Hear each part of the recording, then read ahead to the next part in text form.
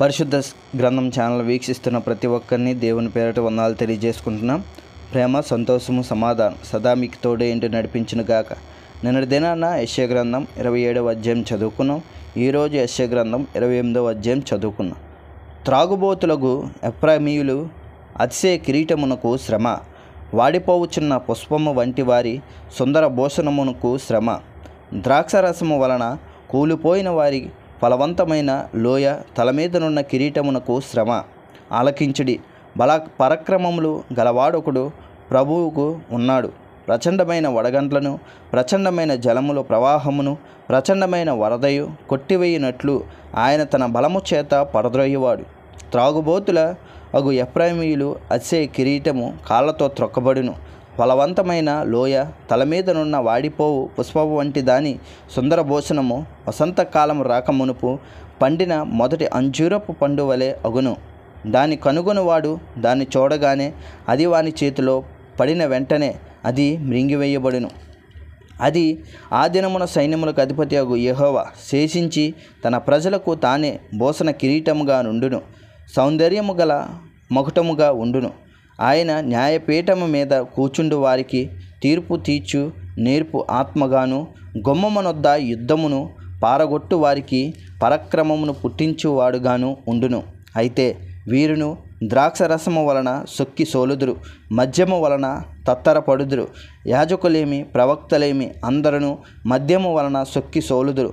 ద్రాక్షరసము వారిని మృంగివేయుచున్నది, మద్యము వలన తత్తరపడుచున్నారు. దర్శనము కలుగునప్పుడు సోలుదురు, తీర్పు తీర్చు కాలమున తత్తరపడుదురు. వారి భోజనపు బలాలన్నీ వాంతితోనూ కలమసముతోనూ నిండి ఉన్నవి. అవి లేని చోటు లేదు.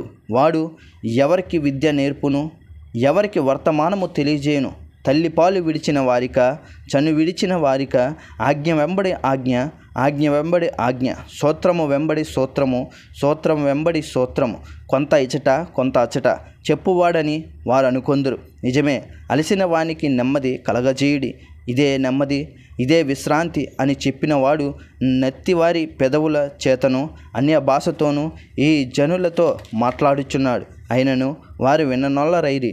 కావున వారు వెళ్ళి వెనకకు మొగ్గి విరగబడి చిక్కబడి పట్టబడినట్లు ఆజ్ఞ వెంబడి ఆజ్ఞ, ఆజ్ఞ వెంబడి ఆజ్ఞ, సూత్రం వెంబడి సూత్రము, సూత్రం వెంబడి సూత్రము, కొంత ఇచట కొంత అచట యెహోవా వాక్యము మీకు వచ్చును.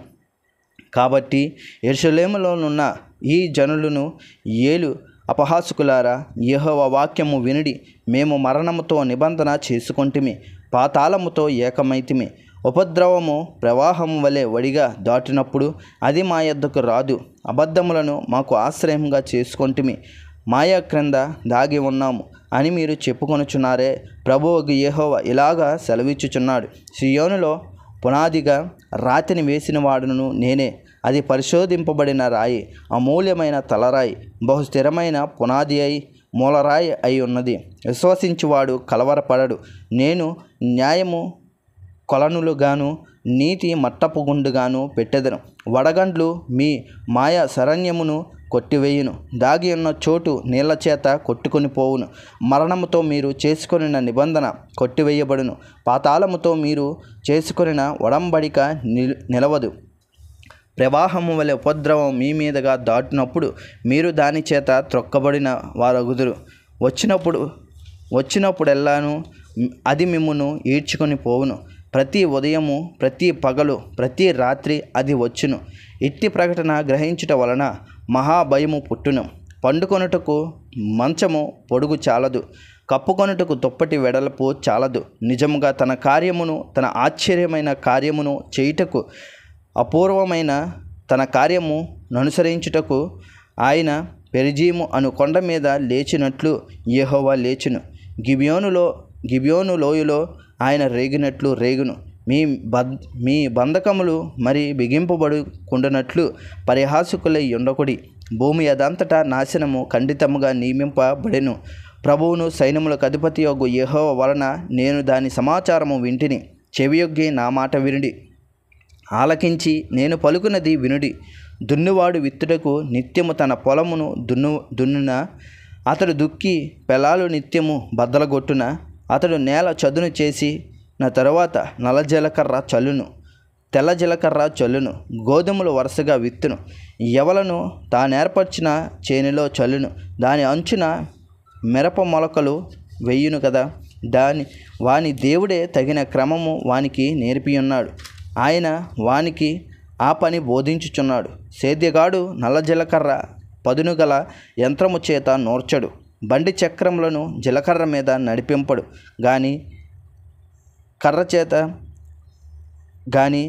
చేత నల్ల జీలకర్రను, చెవ్వ చేత జీలకర్రను దొల్లగొట్టును కదా.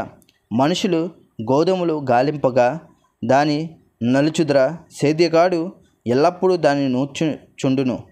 ఎల్లప్పుడూ అతడు బండి చక్రము గుర్రములను దాని మీద చుండడు, దాన్ని నలపడు కదా. జనులు సైన్యములకు అధిపతి అగు యెహోవా చేత దాన్ని నేర్చుకొందురు.